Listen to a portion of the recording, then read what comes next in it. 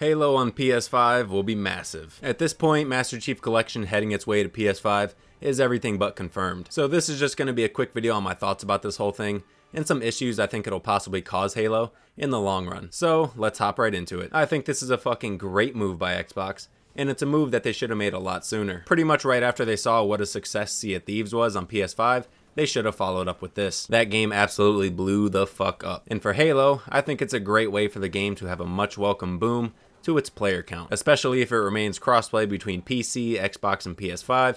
That's even better. Halo is a franchise killed by its more recent games like Halo 5 Guardians and Halo Infinite. I'm not going to go into the many issues both of those games had, because I talked about them in other videos, but just know it was bad. Now Halo is mainly kept alive by the Master Chief Collection because it's an amazing package for the price. Every Halo game up until 4, all their DLCs and their included stories, it's an insane value at whatever price they charge, because you're getting a complete masterclass of games to play. Multiplayer remains fun up until this day, and I honestly think most of the Halos have aged very well, for the most part. But keep in mind this is coming from someone who played many of the early Halo games and loved them, so for me, I get the nostalgia factor that heavily sways my opinion on these Halo games. So for someone new to the franchise entirely, or someone who has only played the new ones and not the old ones, might probably feel a different way. But regardless, I think this is a huge move for Halo, because it gives it a great chance to regain a massive amount of players and boost the overall interest in the Halo franchise. Also, it's rumored to be coming to the Switch 2 as well,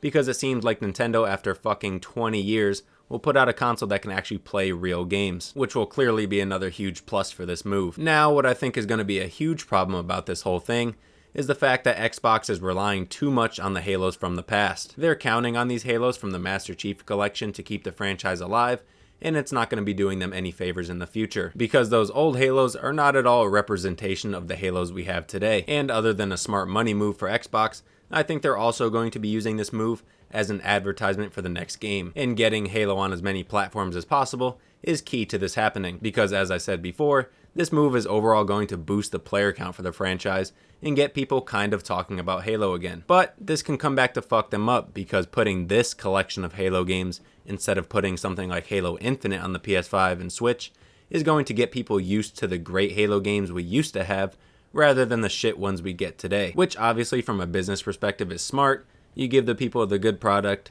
so you can get your money. But again, this comes with its own issues in the long run. Now I know what people are going to say. Oh, it's not the same team at 343 making the next Halo. It's going to be different this time. And while you may possibly be right, you also might be fucking wrong. Nobody has a crystal ball to see the future, especially not the retards who defend people that make bad games. No one's gonna really know until the game comes out. You also have to consider the way normal gamers are looking at this. People who actually pay attention to games news like me or some of you out there know that there have been changes to 343, which is a sign of them moving in the right direction and could possibly lead to a better Halo game. But from the perspective of your average fucking player who just plays the game, all they care about is if the game is good or not. So if your last 3 games fucking sucked, Halo 4, 5, and Halo Infinite, then that person can assume the franchise isn't worth playing anymore. And I pray to the Lord this next Halo game is amazing. It's not like I enjoy the franchise being a joke, but that's what it's become. And I hope Halo being on new platforms can expand its player base,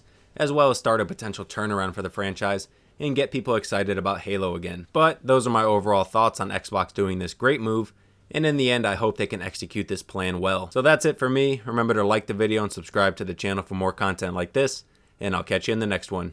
Peace.